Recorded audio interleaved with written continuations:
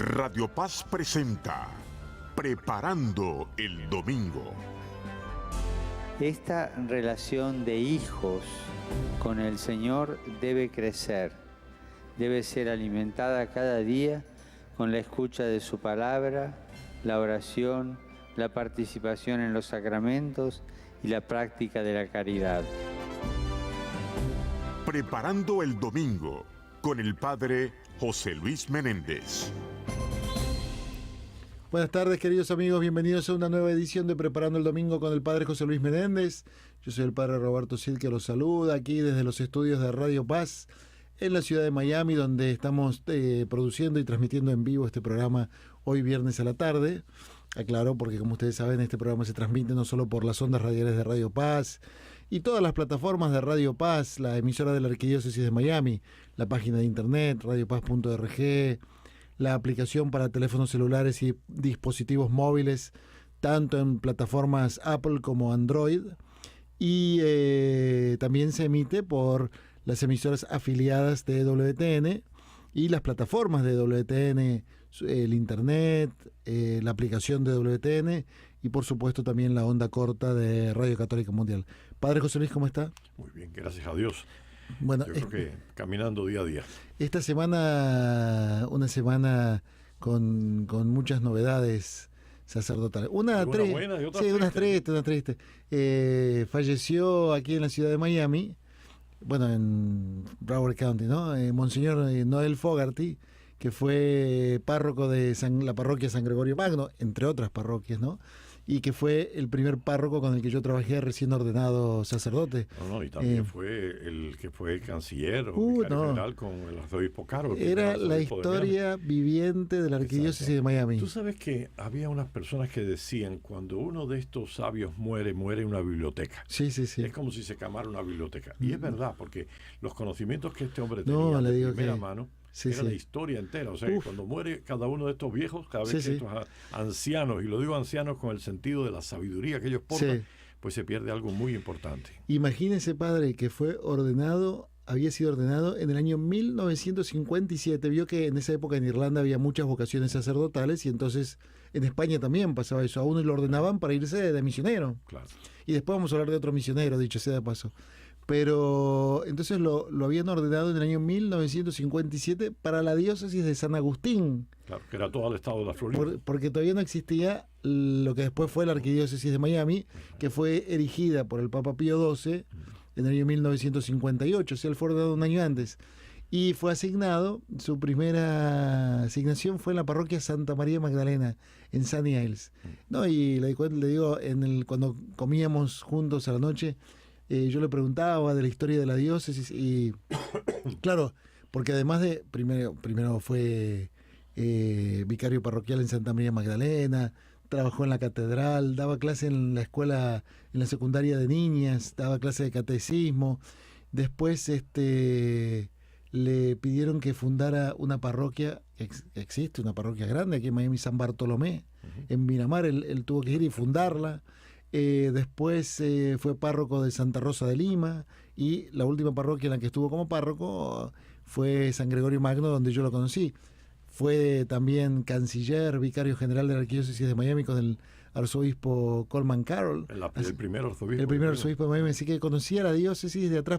Le diría más, padre, porque hasta el año 68 la Arquidiócesis de Miami, o la diócesis de Miami, incluía lo que hoy en día es la diócesis de Palm Beach. Exacto. Y hasta el año 88 lo que hoy en día es la diócesis de Vega. O sea que era un territorio extensísimo, ¿no? Por eso le diría que conocía la historia de la iglesia en la Florida, porque además tenía interés por la historia. Y contaba anécdotas algunas de ellas muy simpáticas. Una cosa, ¿no? nada más que para poner en el paréntesis, ¿no? Una de las cosas que a mí me llamó la atención es que, claro, nosotros llegamos y hemos construido sobre lo que otros construyeron. Y no nos olvidemos que apenas hace, 60, 70 años, lo que es nuestro estado de la Florida, era un estado que era todo él una diócesis. Claro. O sea que si uno iba desde Pensacola hasta Miami, eran horas y horas y horas y horas de camino. Y el obispo tenía que supervisar el trabajo de todos estos sacerdotes que eran eminentemente misioneros. Claro. Esta era una diócesis, parece mentira decirlo hoy, pero era una diócesis misionera.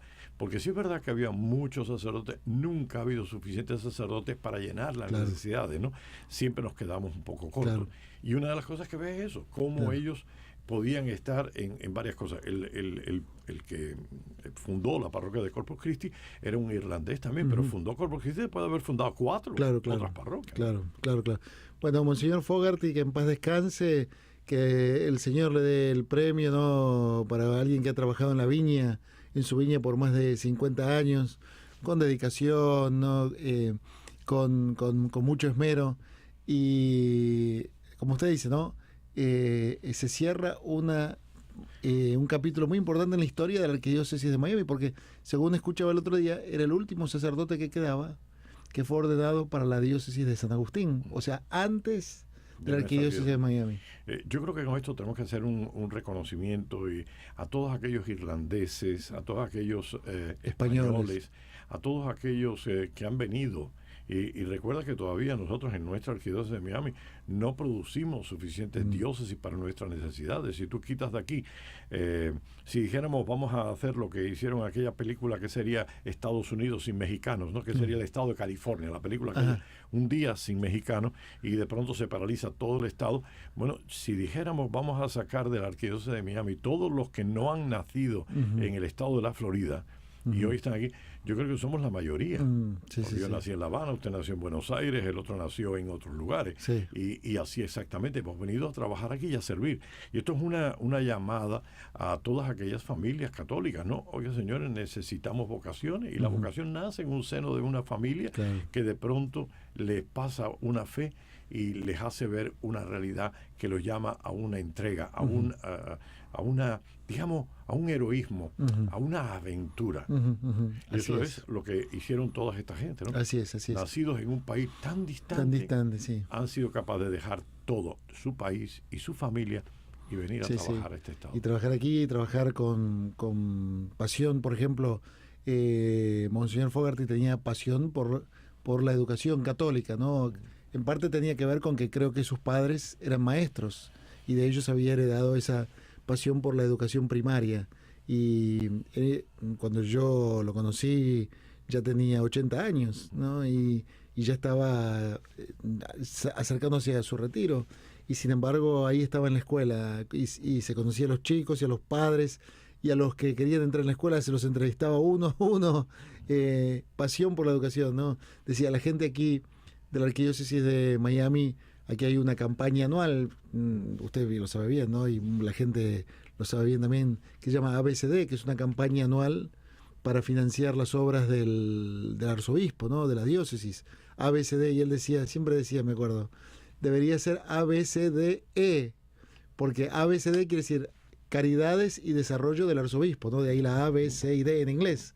Y él decía, siempre decía, debería ser ABCDE, porque también la educación católica es algo que hay que custodiar y que hay que proteger y financiar y custodiar, ¿no? Por eso yo creo que, mire, si todavía ya con Monseñor Fogarty nosotros no podemos ya hacer nada, ya murió, está en la casa del Padre, gozando de ahora sí, de su patria definitiva, de su familia de siempre, la de la carne y la del espíritu. Ahora sí que ya está gozando de esa paz y esa alegría, de un trabajo fructífero. Ahora está recogiendo los frutos de su entrega.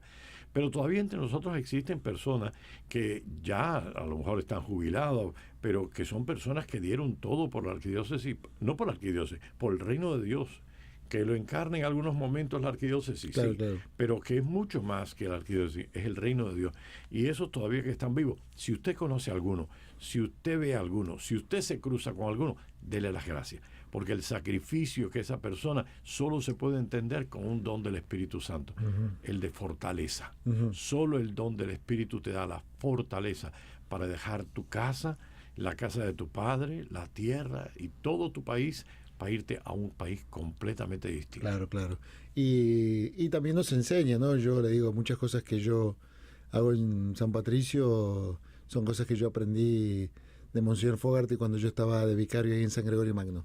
Y hablando de sacerdotes que nos enseñen y que dejan todo, y de sacerdotes con vocación misionera, esta semana fue la fiesta de uno que es muy querido por usted. Por mí, por el padre Federico. Y por mucha gente. Entre paréntesis, el padre Federico, estuvimos hoy en su despedida de la parroquia porque se jubila, y le decíamos que tenga una jubilación larga y fructífera, ¿no? Lo del padre Federico, jubilación de la administración. Porque conociéndolo a él, que es un torbellino, y conociendo a la arquidiócesis, bueno, no administrará, pero va a servir como ha servido hasta este momento. El padre Federico es el fundador de Radio Paz. Exacto. Fue su visión, su empuje, su creatividad, su actitud quijotesca, su locura, la que hizo que hace 25 años naciera Radio Paz, ¿no? Así que y yo, que he estado cerca del padre Federico, pues es mi amigo, y he estado cerca del nacimiento de Radio Paz, puedo decirte que solo el fuego del Espíritu, solo ese viento huracanado del Espíritu es capaz de haber hecho lo que se hizo. Eso es solamente obra del Espíritu. Del que vamos a hablar. Bueno, pero antes, en esta primera parte... Lo cual es una responsabilidad para todos los que ustedes que tienen ahora por supuesto. de seguirlo manteniendo en el Espíritu. Exactamente, de seguir, de cuidar esto cuyos cimientos, cuando Dios quiso crear Radio Paz para edificar los cimientos, eligió al padre Federico Capdepón. Y nosotros tenemos una responsabilidad de mantener esta obra, que es del Señor, pero que también está sentada, como decía Newton, ¿no?, sobre los hombros de gigantes. Sí, ¿no? Y te das cuenta de que la historia de Radio Paz pasa por momentos de luz, momentos de oscuridad, momentos de tristeza. Como nuestra historia personal, como la de Fogarty también, seguramente. Sí, y a mí me gusta pensar que siempre, porque cuando uno dice, vi todo es perfecto, y uno mira mi vida, y digo, bueno, mi vida no es tan perfecta, mi vida es una subida y una bajada, claro, momentos de luz, momentos de oscuridad. Así que esto es lo normal. Lo importante es el hilo conductor, que en las alegrías, en las penas, la salud y en la enfermedad, el Espíritu Santo esté ahí. Bueno, eso es lo importante. Quería pedirle que nos hablara, padre, porque sé que usted le tiene gran amor y devoción, y sé que inclusive con el padre Federico Capdepón fue especialmente a Molokai. Quería que nos hablara un poquito de otro sacerdote europeo también, pero no belga, irlandés ni español, belga, que agarró y se fue a Hawái, de todos los lugares. Y no se fue precisamente de vacaciones a Hawái, ¿no? No. El padre Damián de Beunster, que fue San Damián de Beunster. San Damián de Molokai. Cuya fiesta litúrgica fue el otro día. Le cuento una cosita a la gente y después le cedo la palabra, padre.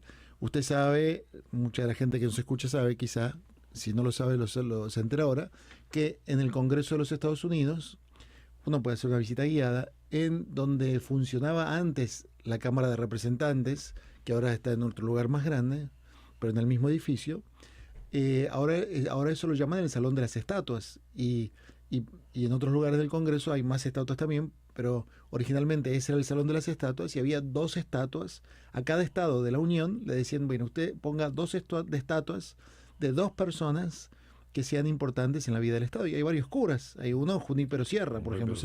Y 2 santos, porque Junípero lo canonizó el Papa Francisco. Y Daniel también. Y el Estado de Hawái, una de las estatuas que representan el Estado de Hawái es la del padre Damián, San Damián de Beunster. San Damián de Beunster, que es San Damián. Así que cuéntenos del padre Damián y cuéntenos de Molokai también, si le parece, padre. Bueno, sí.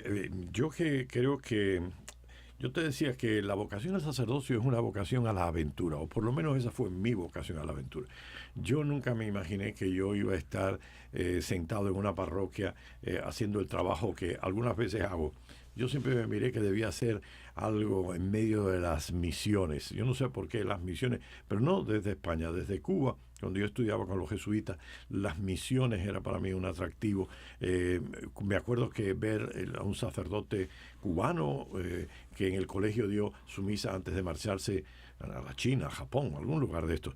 Y me acuerdo que a mí se me quedó muy grabado, porque me gustaba, era la aventura, era hacer algo. Y tú sabes que a los jóvenes, a los adolescentes, les llama la aventura. No les llama la pasividad ni la rutina, pero sí la aventura. Y cuando llegué a España, pues el colegio que me dio entrada a mí para estudiar fue precisamente el Colegio de los Sagrados Corazones. Yo no los conocía de nada, ni tampoco conocía quién era Damián de Molokai, pero es precisamente un miembro de esa congregación el que fue ahora San Damián, y precisamente en aquella época, los años 50 y pico, hicieron una película sobre Damián de Molokai, y era una película como todas las de aquella época en blanco y negro, así que ni siquiera era... Pero me acuerdo de ver aquella película y de ver si, ¿quién pudiera ser como este hombre? Qué fabulosa esta aventura. ¿Y dónde fue? Bueno, yo pensaba haber ido en principio a África, pero no era África. Este hombre había ido a evangelizar a Hawái.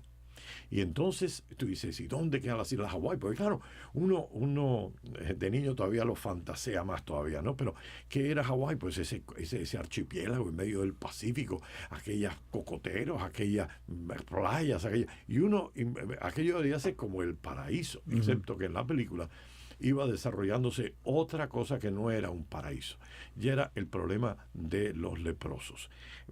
Damián no era el que iba a ir a Molokai, iba a su hermano, pero él... ¿Su hermano de sangre? El hermano de sangre, que estaba en la misma congregación, era el que iba a ir, pero se enferma. Y entonces Damián, que quería ser misionero, se ofrece para ir en lugar de su hermano y lo manda. Hay que darse cuenta que en aquella época... ¿Molokai es una isla del archipiélago? Molokai es una de las tantas islas. Una de las tantas islas. Donde funcionaba un leprosario. Toda la isla era un gran leprosario. No. Molokai es una isla, pero hay un extremo de la isla, tiene su nombre, y yo nunca me acuerdo, que en un momento dado se hundió.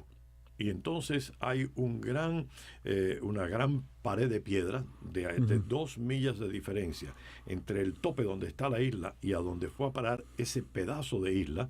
Hay 2 millas en línea recta, ¿no? Y entonces en esa diferencia era tan alto que si tú metías a un enfermo en la parte de abajo, pues no tenía la fuerza para subir hasta esa altura que tenía, y por tanto era inasequible, era muy difícil llegar de abajo hacia la cumbre donde estaba la isla, donde estaban los sanos.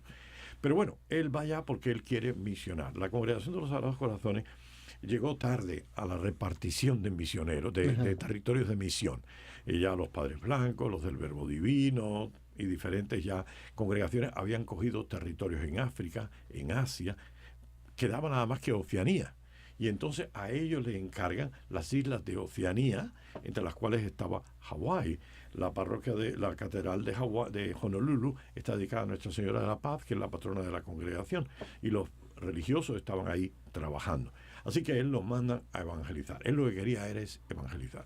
Pero cuando llega se dan cuenta... O sea, ¿lo ordenan en Bélgica? No. Lo mandan como supuesto estudiante. Él se ordena en la Hawái. Catedral de Honolulu.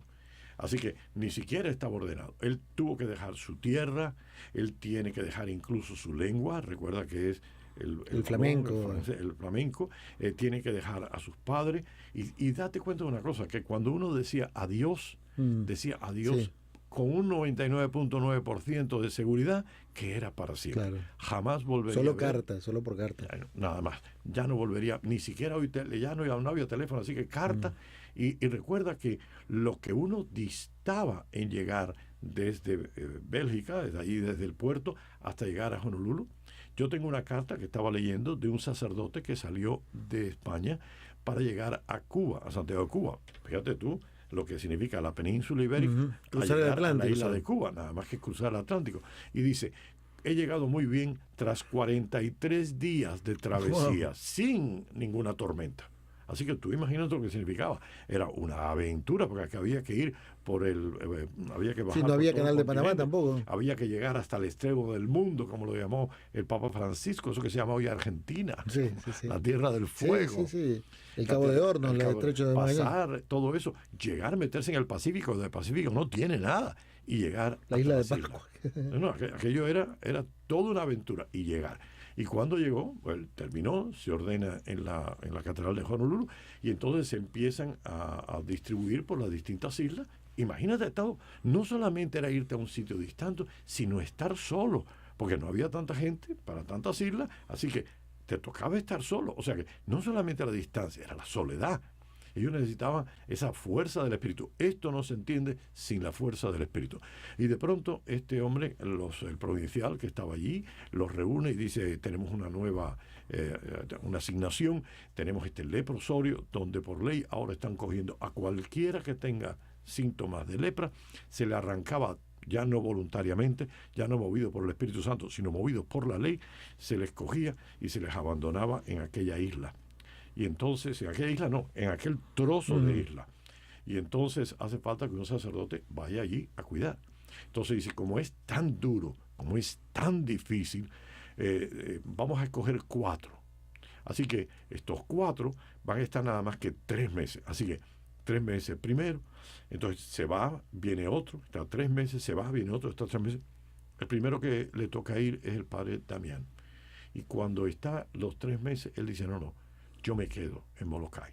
No, yo me quedo aquí en el leprosorio. Y se queda ahí y vive ahí. Hoy tú vas, nosotros fuimos, queríamos ir allá, era una obligación moral que teníamos. Me consta raíces, el deseo que teníamos. Con nuestras raíces vocacionales, y queríamos ir ahí hasta donde fuera.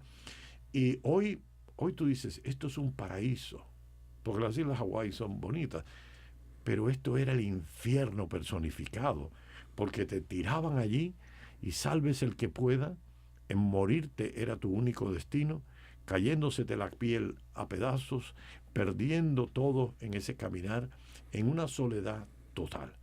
Y Damián fue el que se hizo pobre con los pobres, rico con los ricos, y logró hacerse todo con ellos, hasta el buen día en que Damián salió en el púlpito, en la iglesia donde estaba, que todavía está, donde está al lado su tumba, aunque ya su cuerpo fue trasladado a Bélgica, y dijo, hoy somos leprosos, o sea, hoy todos somos leprosos. Y él muere enfermo de la lepra, o sea que él se une tanto, se identifica tanto, se contagia con la lepra y muere en aquella situación.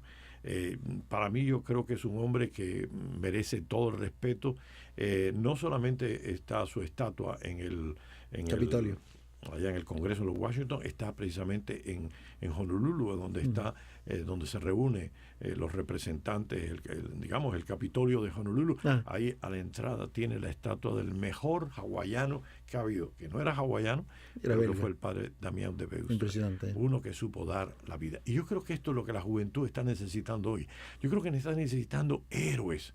Cuando tú me dices que por desgracia hoy nuestra juventud ve en esas estrellas a gente que lo único que hace es ser buen artista, es decir, sabe imitar, pero no sabe vivir. Personas que están destruidas como familias, destruidas como personas, metidas en el abuso de drogas, de alcohol, de todo. Y esas son lo que llaman las estrellas. Qué triste. Cuando hay muchísimas estrellas que no son estrellas de ese tipo y que significa dan su vida, muchas veces calladas, muchas veces sin darse a conocer, pero que existe. Ojalá que los jóvenes descubrieran, porque se dan cuenta, si se dieran cuenta, de que la alegría y la felicidad precisamente está en seguir los pasos de una estrella como ella, que como Damián de Veuster, insuflado, lleno del Espíritu Santo, ¿no? Valió la pena. Yo creo que nosotros podemos darnos cuenta de una cosa. Damián podía mirarse en un espejo, verse todo deforme, comido por la lepra, y poder decir, pero valió la pena. Me he quemado, pero en servicio del Señor y de los demás. Valió la pena. Yo me imagino cuántos se verán ante el espejo, destruidos por el tiempo, destruidos por la edad, destruidos tal vez por sus excesos. Y uno dice, ¿y para qué? ¿De qué valió mi vida si no ha servido nada más que tal vez para satisfacer mis instintos más primarios, para ser el animal que siempre he sido? Y no he servido para que nadie cambiara, para que nadie descubriera la esperanza, la alegría, el gozo. No. Damián muere podrido su cuerpo, pero engrandecido su espíritu. Y eso hizo que muchos de nosotros, al verlo, quisiéramos seguirlo. Ojalá que muchos lo descubrieran para que también, enamorados de él, lo pudieran seguir. No fue fácil, tuvo momentos muy difíciles, muy oscuros, pero valió la pena. Bueno, vamos a la pausa. ¿Le parece, ya que estamos en Pentecostés, y como anticipo, le rezamos juntos la secuencia de Pentecostés para que nos inflame el corazón del Espíritu Santo y podamos ser como el Padre Damián? Claro. Dejó todo y se hizo un leproso con los leprosos. Así solamente es. Con eso que tú vas a leer. Ven, Dios Espíritu Santo, y envíanos desde el cielo tu luz para iluminarnos. Ven ya, Padre de los pobres, luz que penetra en las almas, dador de todos los dones, fuente de todo consuelo, amable huésped del alma, paz en las horas de duelo. Eres pausa en el trabajo, brisa en un clima de fuego, consuelo en medio del llanto. Ven, luz santificadora, y entra hasta el fondo del alma de todos los que te adoran. Sin tu inspiración divina los hombres nada podemos, y el pecado nos domina. Lava nuestras inmundicias, fecunda nuestros desiertos, y cura nuestras heridas. Doblega nuestra soberbia, calienta nuestra frialdad, endereza nuestras sendas. Concede a aquellos que ponen en ti su fe y su confianza tus 7 sagrados dones. Danos virtudes y méritos. Danos una buena muerte y contigo el gozo eterno. Amén. Ya regresamos, preparando el domingo. Le invitamos a peregrinar a Alabama, al Monasterio de la Madre Angélica, el canal de televisión y de radio de EWTN, al Monasterio Benedictino de San Bernard y a la Iglesia Católica Sacred Heart, del 27 al 30 de mayo. Reservaciones hasta mayo 25 en el 305-599-1343. Si busca empleo, llame al 786-363-6325. La línea de empleo de Radio Paz 786-363-6325 llega a ustedes por cortesía de Sedano Supermarket. La Iglesia Católica de San Kevin y el Padre Jesús Saldaña los invita a peregrinar a Tierra Santa e Italia, septiembre 16 al 30. En Tierra Santa, siguiendo los pasos de Jesús, visita Monte Carmelo, Tiberíades, Río Jordán, Mar de Galilea, Caná de Galilea, Monte de las Tentaciones. Llevaremos la cruz por la Vía Dolorosa hasta el Gólgota, Iglesia del Santo Sepulcro. Italia, Audiencia Papal y Puertas Santas. Informes 305-270-0809. Es la estación, nuestra fe está en Dios. Radio Paz, siempre contigo.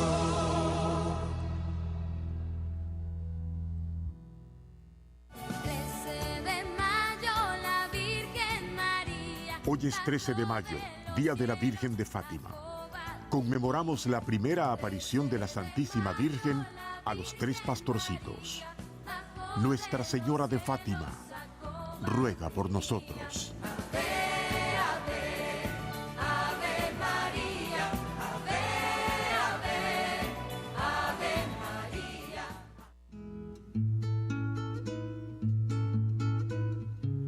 Descubramos la ternura de Dios. Radio Paz le invita a escuchar todos los lunes de 2 a 3 de la tarde. Descubramos la ternura de Dios. No lo olvide, lunes 2 a 3 de la tarde. Descubramos la ternura de Dios. Sopla, Señor, te lo pido. Quédate esta noche en mi alma. Es la estación, nuestra fe está en Dios. Radio Paz, siempre contigo.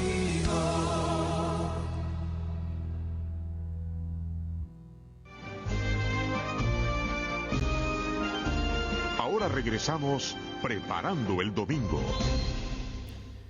Bueno, seguimos aquí preparando el domingo con el Padre José Luis Menéndez, y este domingo, por supuesto, es el domingo de Pentecostés.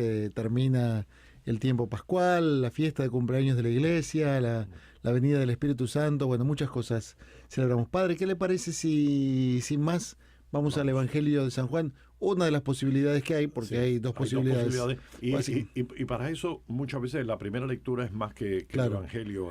Porque es el hecho de Pentecostés está narrado en los Hechos de los Apóstoles. Por eso es que hay dos, claro, Lucas y Juan. Y cuando Lucas lo dice de una manera, Juan lo dice de otra. Claro, como el domingo pasado de Ascensión, que en realidad la Ascensión, la narración de la Ascensión... En el caso de la Ascensión, Lucas eran los dos. Claro. Pero en este caso, un Lucas en la primera y Juan en la Así que bueno, puede ser que en la parroquia este domingo no escuchen esta lectura, escuchen la otra opción, porque, porque hay dos opciones para el Evangelio.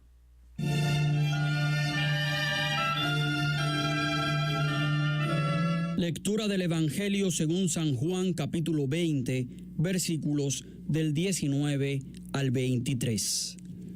Al anochecer del día de la resurrección, estando cerradas las puertas de la casa donde se hallaban los discípulos por miedo a los judíos, se presentó Jesús en medio de ellos y les dijo: La paz esté con ustedes. Dicho esto, les mostró las manos y el costado. Cuando los discípulos vieron al Señor, se llenaron de alegría. De nuevo les dijo Jesús: la paz esté con ustedes.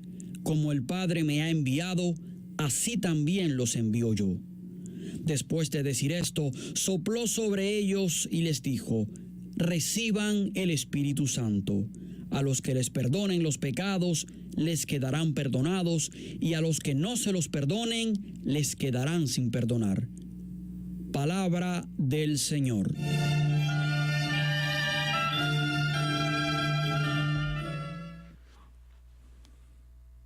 Bueno, seguimos aquí en Radio Paz preparando el domingo con el Padre José Luis. Así que, Padre, como dijo Dumbo. No, yo te voy a decir una cosa.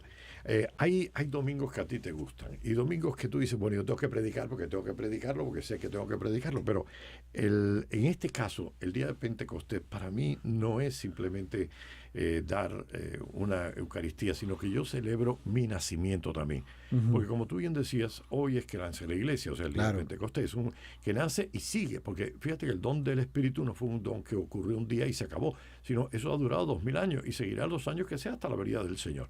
Pero es que yo puedo dar testimonio de lo que el Espíritu Santo puede hacer, y lo doy desde mi vida, desde mi experiencia. Porque yo, como contaba en la anterior parte, yo entré en la Congregación de los Sagrados Corazones. La verdad, yo no conocía mucho qué era la Congregación de los Sagrados Corazones, pero bueno, yo entré porque era donde yo estaba estudiando. Eran los curas que tenían en el colegio y yo lo seguí. Descubrí al padre Daniel de Beuster, tuve todos los años de formación en la filosofía, luego tuve que ir al colegio en Barcelona, luego me fui al Escorial para seguir la teología. En ese momento pasó todos los cambios del Vaticano II, toda la situación de movimiento, de crisis, de cambio. Fluidez. Y yo dejé el seminario, nos fuimos, unos compañeros, nos fuimos a un barrio obrero y trabajamos, y yo trabajaba con la comunidad cubana que estaba llegando a Madrid, los otros ayudaban dando clases y entre todos vivíamos esa vida e íbamos a estudiar a la Universidad de Teología. Pero llegó un momento en que a mí se me olvidó algo que era muy importante. Y eso algo que a mí se me olvidó fue rezar. Uh-huh. Porque uno entra en el pragmatismo de la acción. Bueno, esto es lo que hay que hacer, esto es lo que hay que hacer. La oración empieza a ser como algo cuando tenga tiempo, secundario. Cuando tenga tiempo. Algún día cuando como se llama esto, azúcar para el café, pero lo importante es el café, es el adorno para cuando hay una reunión, para decir algo al principio, algo al final, y fui abandonando la oración. Y cuando abandoné la oración, yo abandoné cuál era mi vocación. No que el Señor me abandonó a mí, ni me dijo que la vocación había cambiado. No, la vocación no había cambiado, el que me había hecho sordo yo por no rezar. Y empecé, a la vez que yo dejé de rezar y perdí el rumbo en mi vocación, yo empecé a sentirme de lo más triste. Me encontraba perdido, sin sentido. Necesitaba algo y no sabía qué era. Y encontré el movimiento carismático. Y el movimiento carismático me ayudó a algo, a redescubrir la oración. Y descubriendo la oración, oír la palabra de Dios y tener la fuerza para reencaminar mi vida. Así que ese espíritu para mí es tan real que me sacó de la oscuridad para la luz, que me sacó de estar sin sentido a un sentido, y es el torbellino que te mueve. Así que para mí es tan evidente que, como decíamos en el domingo pasado, el vacío que dejó Jesús lo rellenó el Espíritu.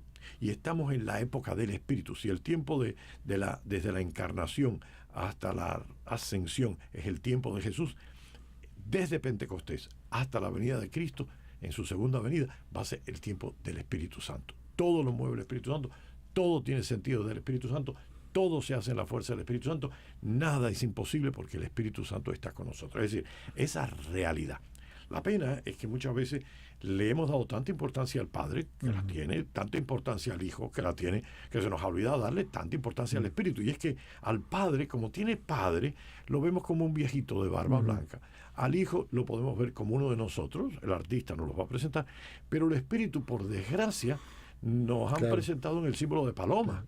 Y parece como si el Espíritu Santo fuera una paloma. Un ave, sí. Y el Espíritu Santo no es paloma.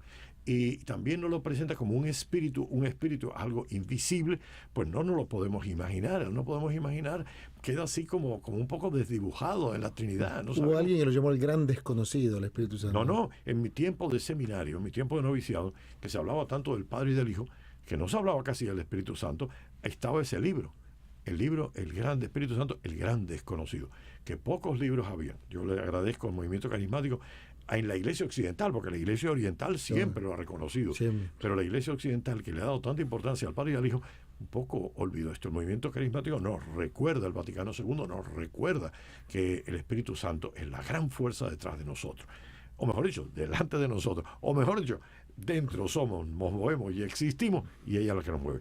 Que evidentemente que es la tercera persona de la Santísima Trinidad. Que la unidad es íntima entre el Padre, el Hijo y el Espíritu, claro que sí, pero se manifiesta de una manera especial en esta realidad divina que está en el corazón de cada uno de nosotros. El Señor está con nosotros, y es desde Él que nosotros podemos hacer las cosas que nosotros hacemos.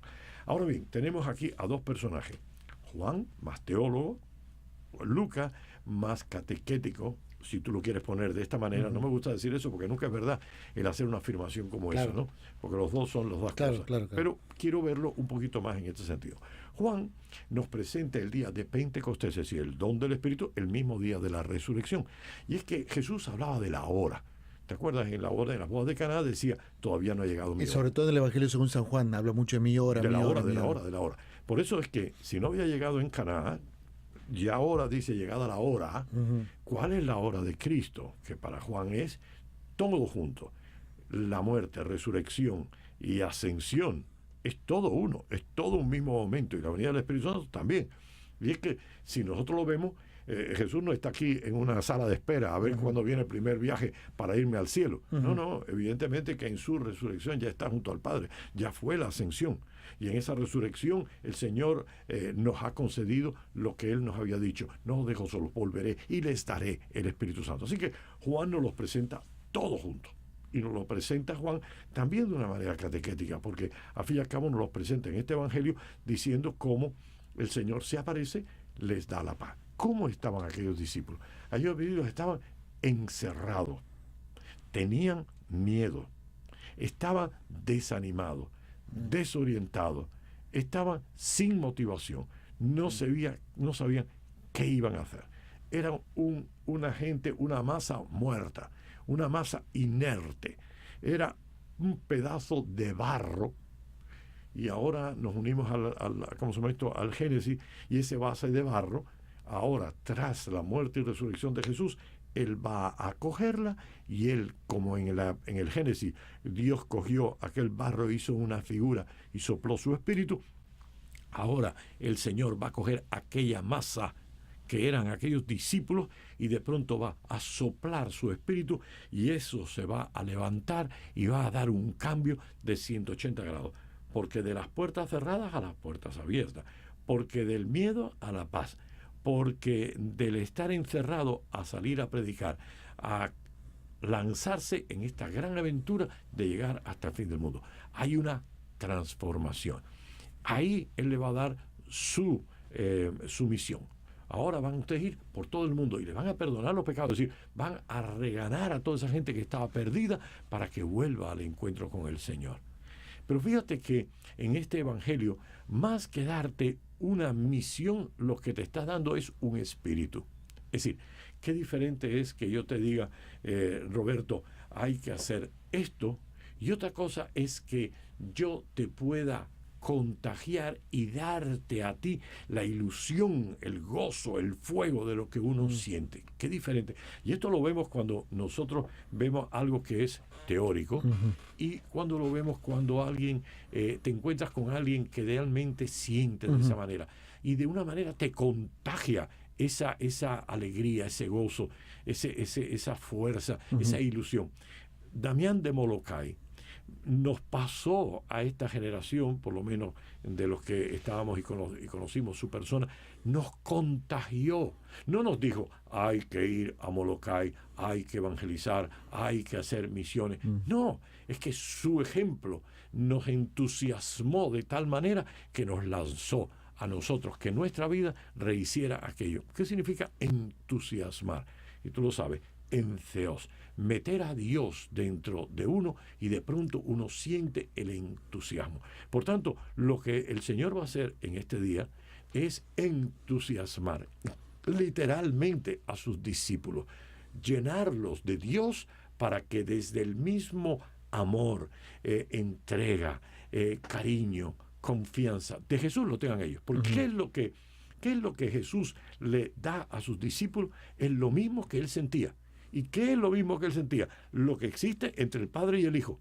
Así que lo que el Padre y el Hijo tienen en común, ese gozo, esa alegría, esa paz, ese amor, ese deseo, eso es lo que de pronto el Señor va a coger de su corazón, como abierto a través de aquella lanzada que dice que dejó sangre y agua, y nos va a lanzar sobre todo lo que estamos dispuestos a seguirlo, a acoger ese entusiasmo y salir entusiasmados a hacerlo, que es lo que hicieron aquellos discípulos. Bueno, eso es Juan. Vamos a ver un poquito lo que nos dice Lucas, porque Lucas lo coloca de otra manera. Lo que Juan coloca en un día, y trata de ponerlo de esta manera, Lucas lo va a poner catequética y litúrgicamente separado, y todos sabemos que nos hablamos de que el Señor resucita en un día, el primer día de la semana. Después vamos a ver lo que a los 40 días asciende a los cielos, y 10 días después viene Pentecostés. Eso es lo que era catequético y litúrgico. Ahora vamos a ver por qué Lucas lo va a hacer. Porque el día en que Lucas nos está relatando todo esto está preñado de simbolismo, pero preñado de simbolismo. Es como un gran racimo de uvas que uno no tiene por dónde empezar lo bello que es este texto. Lo podemos ver así y quedarnos tranquilamente, pero no, vamos a ver qué significa esto. ¿Qué dice Elia? El día de Pentecostés, ya no coloca en un día. ¿Quién es el día de Pentecostés? Es el día que los judíos llaman el Sukkot, la fiesta de Sukkot, que es la fiesta que se celebraba 50 días después de Pascua.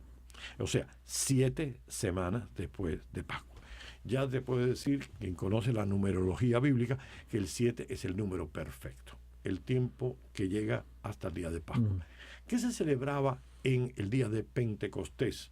Bueno, las fiestas en Israel siempre se cogían cogiendo una fiesta natural, es decir, una fiesta donde se celebraba algo de la naturaleza, que era lo que hacían la gente agraria, los agricultores o los pastores. Bueno, pues ellos cogen una fiesta que se celebraba y ahora le van a dar un significado. En caso de los judíos, esta fiesta era la fiesta de la recolección, donde después de haber sembrado y se recolectaba, los primeros frutos se ofrecían al Señor. Por tanto, en esa fiesta es que los judíos luego, tiempo después, van a colocar la fiesta de Pentecostés. 50 días después de salir de Egipto, es decir, de la Pascua, 50 días después llegan al monte Sinaí. Y ellos celebraban que en ese día, 50 días después, Dios había bendecido a su pueblo con una alianza. El tiempo que les había llevado desde la salida de Egipto hasta el Sinaí había sido un tiempo de preparación por parte de Moisés con este pueblo. Es decir, fue un tiempo de preparación. Y cuando llegaron al monte Sinaí, Dios hizo alianza y les entregó la ley. Esto era lo que ellos entonces celebraban. 50 días después, vamos a celebrar la alianza. Bueno, además de todo eso, después los esenios, que eran uno de los grupos que tantos cabían, lo que celebraban era la entrada de nuevos miembros en la comunidad y conseguían, y pedían ese compromiso con cumplir la alianza y cumplir los mandamientos. O sea que era una nueva, era renovar la alianza. Ahora, ¿qué nos va a hacer nuestro querido Lucas? Va a aprovechar este día y va a decirnos, bueno, 50 días después, es decir, 7 semanas, es decir, después de un tiempo de preparación, llegamos ahora a nuestro monte Sinaí. Pero no va a ser un monte, va a ser en la casa, porque va a ser la venida del Espíritu Santo. Y ahí va a ser la nueva alianza. La alianza que ya no va a estar escrita en piedra, ahora va a estar escrita en el corazón de las personas. ¿Te acuerdas? Esa era la gran promesa del Antiguo Testamento. Y haré con ustedes una alianza nueva, escrita en el corazón. Y ahora vemos cómo Lucas nos presenta la nueva alianza expresada en Pentecostés. Volvemos, los discípulos están encerrados, tienen miedo, y de pronto se oye un gran ruido que venía del cielo, como cuando sopla un viento huracanado, y de pronto hay viento, hay fuego, es decir, hay todos los elementos para una teofanía, para decir, para una manifestación de Dios. Y de pronto el Señor se hace presente ahí. Y de pronto aquella gente experimenta esa presencia del Espíritu que es capaz de transformar. Lo que Juan nos había dicho algo, el Espíritu que entra y los entusiasma. En este caso, el Espíritu que entra y los entusiasma. Pero hay una cosa interesante. Fíjate que el nacimiento de la iglesia, tiene mucho que ver y tiene un paralelismo con quién. Con el momento en que Jesús es bautizado. Porque cuando Jesús es bautizado, desciende sobre él el Espíritu Santo, y entonces él va al desierto y después empieza su vida pública. Es decir, hasta que no existe el bautizo, hasta que el Espíritu Santo no desciende sobre Jesús, no empieza la vida pública. Hasta que el Espíritu Santo no desciende sobre los discípulos en Pentecostés, ellos no empiezan su obra. Así que, ¿qué significa esto? Ellos van a salir y van a hablar a todas aquellas personas que estaban allí. Ya el entusiasmo lo llama a predicar como Jesús predicaba, a no pararse ante los miedos, no pararse ante lo que los fariseos pudieran decir. Ellos van a cumplir su cometido. Y de pronto ellos empiezan a hablar. Y la gente se queda de admiración y dice, pero no son galileos todos estos que los hablamos. ¿Cómo puede que oímos en nuestra lengua nativa? Los entendemos en nuestra... Oye, pero esta gente está hablando y yo lo estoy entendiendo. Y dice, y entre nosotros hay medos, partos, elamitas, otros vivimos en Mesopotamia, Judea, Capadocia, en el Ponto, en el Asia, en Frigia, en Panfilia, en Egipto, o en la zona de Libia que limita con Cirene. Algunos son visitantes venidos de Roma, judíos y prosélitos. Y también hay cretenses y árabes. Y sin embargo, cada quien lo oye hablar de las maravillas de Dios en su propia lengua. Y fíjate que eso no es, hay aquí un punto de interés, porque si decíamos que la fiesta primitiva del Sukkot era la fiesta de la recolección, ¿qué es lo que están haciendo ahora los discípulos? Recolectando al nuevo pueblo de Israel. Pero lo recolecta y automáticamente nos lanza otra vez el Antiguo Testamento, porque para entender el Nuevo Testamento hay que entender el Antiguo Testamento, recordar el Antiguo Testamento porque se construye sobre algo. ¿Y qué imagen nos recuerda esto? Pues esto es el contra Babel. Fíjate que cuando nosotros nos ponemos a ver Babel, ¿qué fue? ¿Se acuerdan cuando el orgullo del hombre quiso llegar a hablarle a Dios de cara a cara? En la mitología de la época, recuerden, la tierra, el lugar de los hombres, el cielo, el lugar de Dios, bajo la tierra, el infierno, el lugar de los muertos. Bueno, entonces, ¿qué ocurre? Ellos quieren hacer una torre tan alta que llegue hasta Dios para poder a Dios hablarle cara a cara. ¿Y cómo los confunde Dios? En el trabalengua, les cambia la lengua y dice que todos que tenían un mismo lengua en el principio, llegó un momento en que no se entendían. O sea, que la soberbia del hombre confundió la lengua de modo que nadie podía entenderse y no se pudo construir aquella torre. Y esto lo vemos que aquí es el contra Babel, porque ahora lo oímos que todos ellos viniendo entienden la misma lengua. Y hay que hay una cosa muy interesante. Cuando hay soberbia, no nos entendemos. Tú puedes tener que todos hablemos español, pero si hay soberbia, no nos entendemos. Tú vas a decir una cosa, yo voy a decir otra cosa, y lo que vamos a acabar es peleándonos. ¿Cuántos matrimonios, cuántos amigos, cuánta gente, cuántas comunidades se dividen por la bronca que existe? Todos hablan la misma lengua, pero no se entiende porque la soberbia los ciega. En cambio, yo he tenido ejemplos de matrimonios que él no habla español, ella no habla inglés, viven casados y son felices. Y yo digo, ¿cómo se entenderán? No lo sé. Pero cuando hay deseo, se puede uno comunicar. ¿Cuánta gente me ha dicho a mí? Yo tengo un vecino mío que es americano, no habla español, yo no hablo inglés. Pero hijo, cuando hay interés, cuando hay amor, uno busca la forma. Tal vez sean los gestos, tal vez sean los ojos, tal vez sean, qué sé yo. Pero realmente cuando hay amor, cuando el espíritu está en el corazón, hay entendimiento. Se puede uno entender. Así que Pentecostés lanza el comienzo, la nueva recogida, la nueva alianza, la nueva ley escrita en el corazón, y es el fruto del amor. Y ese es el corrientazo que desde entonces todos los que somos cristianos y estamos dispuestos a seguir en el amor del Señor, a abrirnos a ese caminar, lo vamos a recibir. Es como, digamos, el Señor es como una gran presa. Y esa presa es una presa llena del agua del Espíritu. Y tiene una puerta.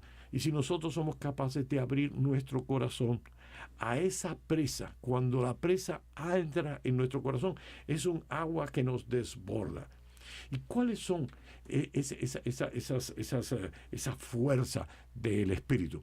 Que dice que es un espíritu que nadie puede controlar. Es un espíritu que uno sabe que entra, pero no sabemos ni de dónde viene ni de dónde va. Y es que el espíritu no se le puede encadenar. El espíritu no se le puede controlar. El espíritu no se le puede encerrar.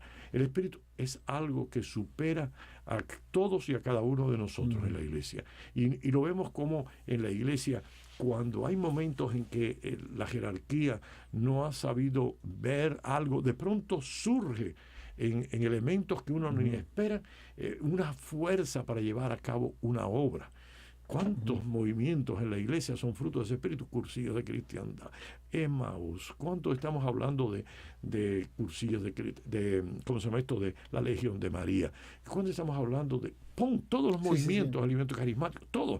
Y de pronto tú ves que cuando hace falta algo, alguien lo hace. La Madre Teresa se dio cuenta de que había unos pobres y el espíritu le lanza a... El padre Damián se fue a cuidar leprosos.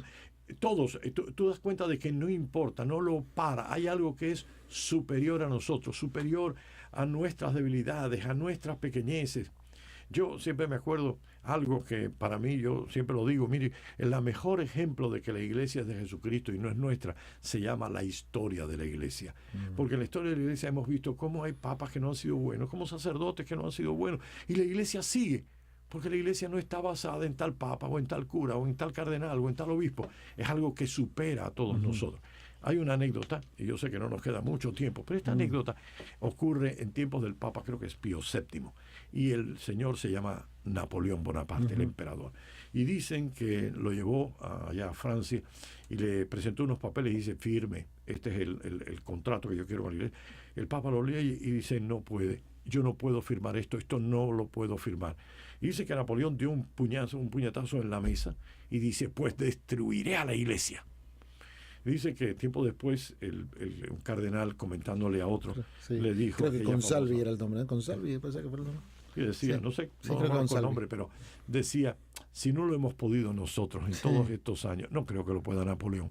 Y así lo hemos visto. El nazismo no pudo, el comunismo no pudo. El único que puede es cuando el hombre se cierra a dejar entrar al Espíritu en su corazón. Porque si algo tiene el Señor es que Él respeta. Y si Él no se impone, Él ofrece. Y yo creo que esto es importante. Señores, el Espíritu está para ti. El Espíritu está ahí. El Espíritu, ¿cómo lo encontraron los discípulos? En oración. Dice que cuando los discípulos estaban en la casa, estaban con María y estaban en oración. Y el Espíritu se derramó sobre ellos. Y yo por experiencia les puedo decir, mis hermanos, existe. Búscalo en la oración y lo encontrarás. Y vas a darte cuenta que cuando lo descubras, ya no te va a dejar en paz nunca más, porque no le vas a poder poner nunca trabas a ese Espíritu. Va sobre todo y sobre todos. Bueno, padre, se nos acabó el tiempo, lamentablemente. Se acaba el tiempo pascual también, pero nosotros se nos acabó el tiempo del programa. Si Dios quiere, nos reencontramos la semana que viene para ya preparar el domingo que corresponde al tiempo ordinario. No, la Santísima Trinidad. La Santísima Trinidad. El tiempo ordinario ya está. Ya la Santísima Trinidad. Empieza el tiempo ordinario, pero el primer domingo después de Pentecostés. Ya verán ustedes que la iglesia se viste de verde. El lunes ya está vestida de verde. Pero el domingo celebramos a Dios. Estuvimos viendo la acción de Dios en la historia, el Espíritu que se derrama, y ahora vamos a mirar al sol fijamente, ¿no? Después de Pentecostés, por supuesto. Bueno, feliz Pentecostés para todos. Gracias, Padre. Que Dios los bendiga.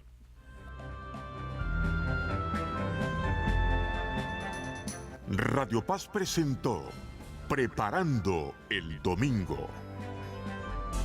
Esta relación de hijos con el Señor debe crecer, debe ser alimentada cada día con la escucha de su palabra, la oración, la participación en los sacramentos y la práctica de la caridad.